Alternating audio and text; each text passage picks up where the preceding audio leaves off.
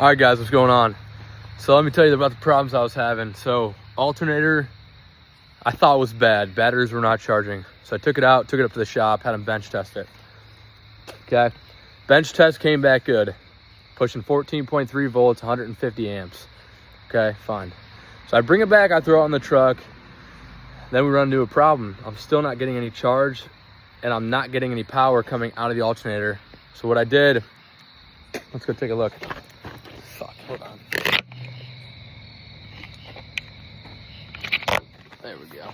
All right, so I don't know specifically how to do this. Let me turn my light on. But you can look up a video how to test one of these bad boys. But basically, from what I understand, you take your positive here, you hook it to positive, and then you just ground out the negative to the negative. Just turn on voltage, 20 volts. I'll show you that real quick. On delay this way. Here's my voltmeter. Oh, here we go. Okay. So I got it just on 20 volts here. You don't want to go too high because it's not going to be pushing any more than 14.3, more than likely. And like I said, you put the positive to the positive terminal, determine which one the positive terminal is, and then the negative you're just going to ground out to the actual alternator itself. Anyway, that wasn't working. Okay.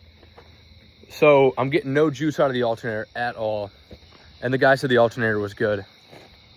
Well, turns out the alternator was good. My problem lied in a bad cable or maybe a not put together cable. I just put a starter in. Maybe I fucked this. Maybe I put the wrong cable on the wrong. I don't know what I don't know. It's either bad cable or I didn't hook it up right. I've seen this a lot though, with other guys having bad cables. So what I did, let's get up under here.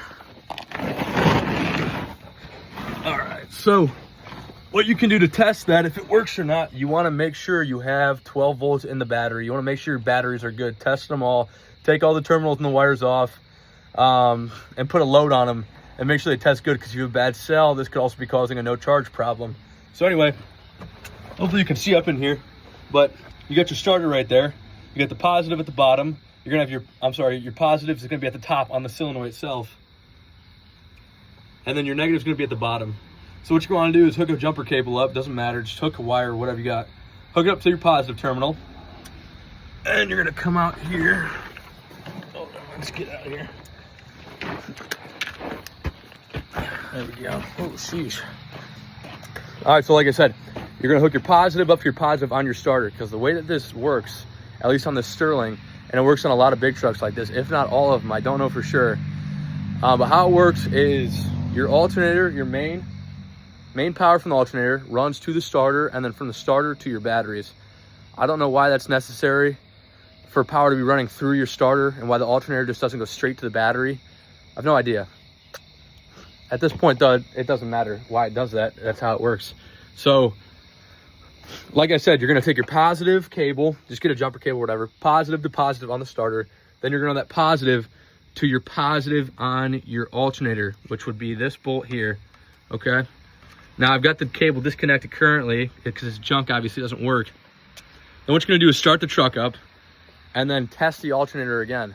If you're pulling volts out of the alternator, therefore it'll be charging the truck. So maybe your alternator is not bad, maybe your wire's bad. I don't know if your starter could be bad, no, the solenoid couldn't be bad, I guess, because it's still starting. So I guess the only problem it could be is either loose terminals on here, bad wire, or loose terminals on the starter, or it's just not hooked up to the starter. Because like I said, I put everything back together. There's a possibility I didn't put the wire back on correctly. I didn't take a picture like I should have before, so that's the case.